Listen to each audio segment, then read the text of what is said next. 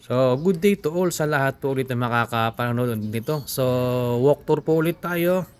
Nandito naman po tayo sa Burgos Avenue, Cabanatuan City. So, lalakarin natin to magkabilang side. So, sa mga magtatanong bakit sarado ng iba, kasi po maaga pa po nung nagpunta ako. Lapit na po tayo kay Shimpong. Ayan, ito po yung pwesto ni Shimpong. Ayan, isa po sa pinakamatagal ng bakery po dito sa Cabanatuan City. Kaya tapos dito sa tabi ni Shimpong, dito kami bumibili ng tools saka doon sa may kabilang dulo.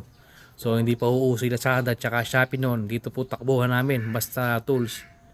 Yung isang tindahan po ng tools dito sa tatay ng kaibigan namin. Dito ngayon sa tabi ng bagong location ng Hong Kong Bazaar. Kaya puro sarado pa ibang mga pwesto kasi maaga pa. So ito po isang tindahan ng tools. Yan, matagal na rin po sila nagbebenta ng tools dito. Ayan, ito po isa tatay niya ng kaibigan namin. Tapos dito po nalipat ngayon si Hong Kong Bazaar. Yan, sa new building na yan. Tapos ito yung isa rin sa pinakamatagal ng school supplies dito sa Cabanatuan City. Yung sa gawing kanan, yung red na gate. Kaya malapit na po tayo kay sa Deluxe. Medyo hiningal lang ko rito. Mahaba-haba nilakad ko.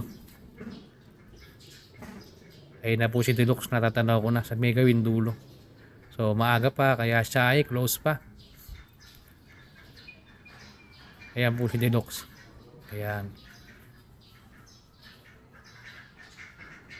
So ito yung original location po ni Hong Kong Bazaar. Dito matatagpuan sa Burgos Avenue pa din po. Ayan. Dito kami na dati pumupunta kapag bumibili ng appliances.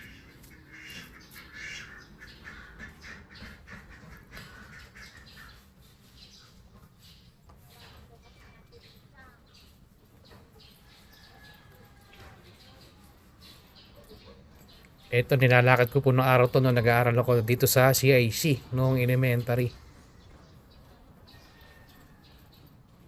Yan, ito po yung pwesto ni Trinity. Yan, isa sa matagal ng tindahan ng bike dito sa Cabanatuan.